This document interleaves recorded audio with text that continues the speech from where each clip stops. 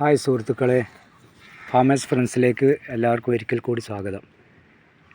ഞാനിന്ന് നിങ്ങൾക്ക് പരിചയപ്പെടുത്തുന്നത് തക്കാളി കൃഷിയെ പറ്റിയാണ്.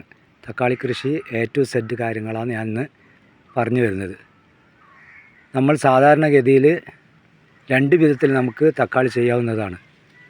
ഒന്നെങ്കിൽ നമ്മൾ തക്കാളി മുറിച്ച് പാകി മുളപ്പിച്ചെടുത്ത് പറിച്ച് നടാം.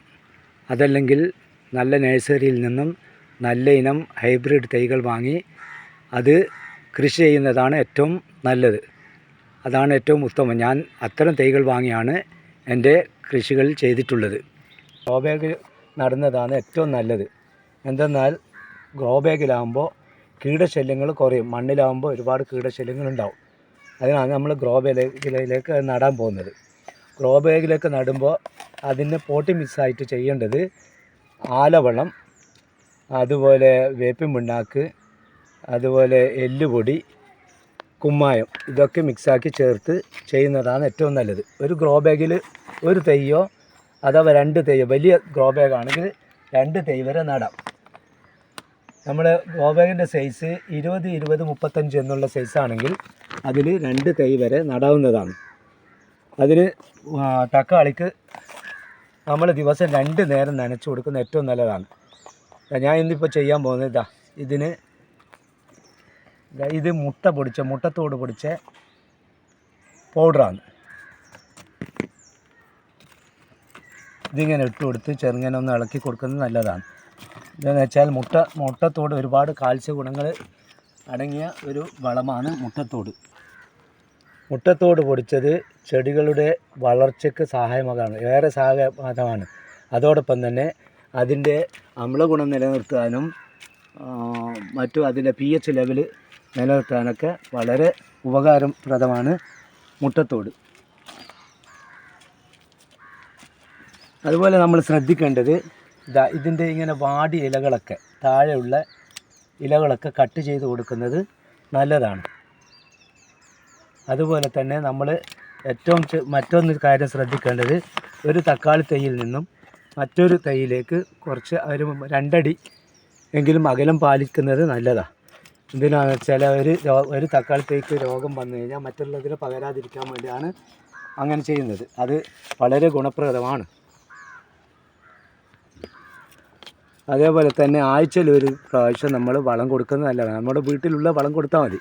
എല്ലും പൊടിയോ വേപ്പും പിണ്ണാക്കോ അതുപോലെ ചാണകപ്പൊടിയോ എന്ത് വേണമെങ്കിലും കൊടുക്കാവുന്നതാണ്. അതേപോലെ തന്നെ ഇടയ്ക്ക് ആഴ്ചയിലോ 2 ആഴ്ച കൂടുമ്പോഴോ നമ്മൾ ഇത് കഞ്ഞിവെള്ളം വളരെ നേർപ്പിച്ച് കൊടുക്കുന്നത് ഏറെ ഗുണം ചെയ്യും. തൈകളുടെ വളർച്ചയ്ക്കും പൂവൊക്കെ ഇടാൻ. ഇത് കണ്ടോ, ഇതിലൊക്കെ നല്ല പൂവിട്ടിട്ടുണ്ട്. അതുപോലെ ഒരുപാട് ശിഖരങ്ങൾ വരുന്ന ഇതിനൊക്കെ നമ്മൾ നുള്ളിക്കളയണം. കാരണം കൂടുതൽ ശിഖരങ്ങൾ വന്നു കഴിഞ്ഞാൽ തടിക്ക് ഇല ഇതുപോലെ കായ് തടി വരുന്നതും അതിന് തടസ്സമുണ്ടാവും. അപ്പോൾ കൂടുതൽ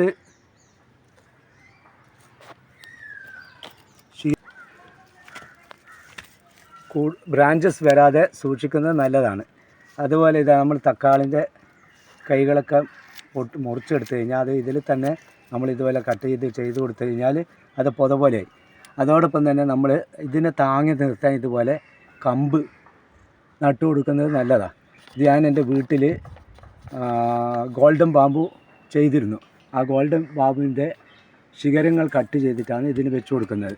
അതുപോലെ നമ്മൾ തൈ വളർന്നു വരുമ്പോൾ ഇതേപോലെ ഒരു കെട്ടിട്ട് കൊടുക്കുന്നതും വളരെ ഗുണപ്രദമാണ്. ഇതെല്ലാം ഇത്തരം വാട്ടം വരുന്ന കൈകളൊക്കെ ഇതൊക്കെ മുറിച്ച് അതിൽ തന്നെ ചേർത്ത് കൊടുക്കുന്നതാണ്. തക്കാളിൻ്റെ അതേ ഗ്രോ ബാഗ് തന്നെ ചേർത്ത് കൊടുക്കുന്നതല്ല.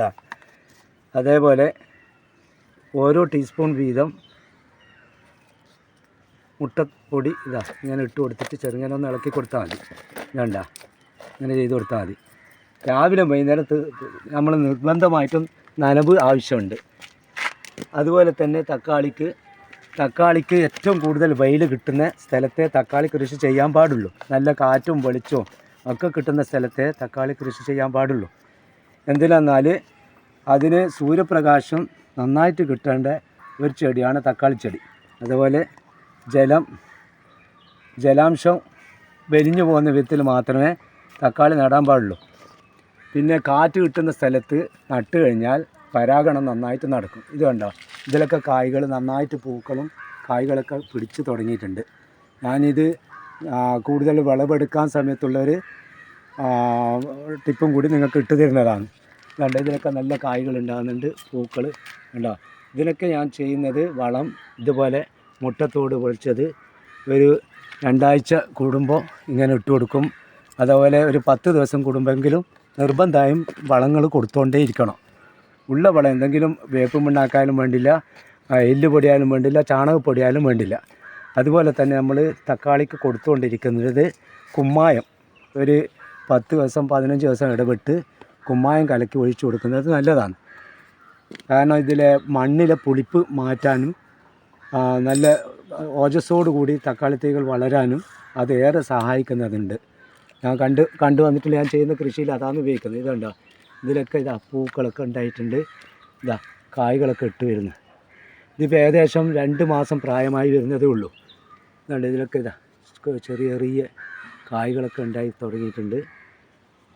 ഇതുണ്ടോ. അപ്പോൾ നമ്മൾ ഏറ്റവും ഏറെ പരിചരണം ആവശ്യമുള്ള ഒരു കൃഷിയാണ് തക്കാളി കൃഷി. അത് വളരെ നമ്മൾ ശ്രദ്ധിച്ച് ചെയ്താൽ നമുക്ക് ഇഷ്ടംപോലെ കായ്കൾ പറിച്ചെടുക്കാവുന്നതാണ്. ഇടയ്ക്കൊക്കെ നമ്മൾ ഇതേപോലെ മണ്ണ് ഇളക്കി കൊടുക്കുന്നതും നല്ലതാണ്. കാരണം ഇതിൻ്റെ വേരോട്ടത്തിനും അതുപോലെ ചളി കെട്ടി പോകാതിരിക്കാനും മണ്ണ് ഉറച്ചു പോകാതിരിക്കാനും വേറെ ഗുണം ചെയ്യുന്ന ഒന്നാണ്. ഇതേണ്ട, മുട്ടത്തോട് പൊടിച്ചത് ഇട്ട് കൊടുത്താൽ കാൽസ്യത്തിൻ്റെ നല്ല ചേരുവയായി അയച്ചിരിക്കണം. അതേപോലെ തന്നെ സുഡോമോണസ് ലായനി ഒഴിച്ചു കൊടുക്കുന്നതും അതുപോലെ തന്നെ ഒരു 20 ഗ്രാം സുഡോമോണസ് 1 ലിറ്റർ വെള്ളത്തിൽ ചേർത്ത് അതിനെ നേർപ്പിച്ചെടുത്തിട്ട് അത് ഡയോട്ട് ചെയ്ത് കൊടുക്കുന്നത് നല്ലതാണ്. അതുപോലെ തന്നെ ഇലകളിലൊക്കെ സ്പ്രേ ചെയ്ത് കൊടുക്കുന്നത് നല്ലതാണ്. കണ്ടോ, അതുകൊണ്ട് തന്നെ കായ്കളുണ്ടായി, ഇതൊക്കെ കായ്കൾ നല്ല കായ്കൾ ഉണ്ടായി തുടങ്ങിയതാ. ഇതിലൊക്കെ നിറയെ കായ്കളുണ്ട്. കണ്ടോ, ഇതൊക്കെ കായിൻ്റെ നല്ല വളർച്ചക്ക് ഇതൊക്കെ ഇതിപ്പോൾ ഉണ്ടാവുന്നതേ ഉള്ളൂ. ഇതിലൊക്കെ നല്ല വളർച്ച, അതേപോലെ ഇതിൻ്റെ ഗ്രോത്തിന്, തടിയുടെ ഗ്രോത്ത് കണ്ടോ. ഇതിൻ്റെ ബ്രാഞ്ചസൊക്കെ നമ്മൾ ഒരു ചരട് വെച്ച് വലിച്ച് കെട്ടിക്കൊടുത്ത് നിലനിർത്തണം. കാരണം ഇല്ലെങ്കിൽ ഇതിൽ തക്കാളി വൈറ്റ് കൂടുമ്പോൾ ഒടിഞ്ഞു പോകും.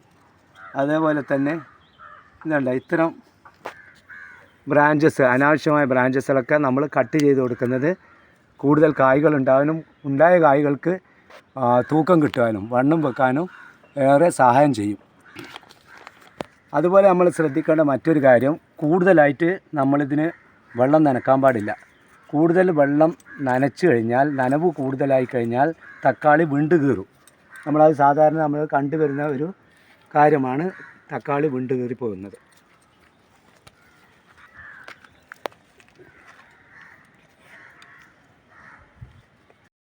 ഇതെൻ്റെ മുഴുത്ത് ഭാഗമായ തൈകളാണ്. ഞാൻ കുറച്ച് നേരത്തെ നട്ട തൈകളാണ്. ഇതിലൊക്കെ നിറച്ചും കായ്കളൊക്കെ ഉണ്ടായിട്ടുണ്ട്.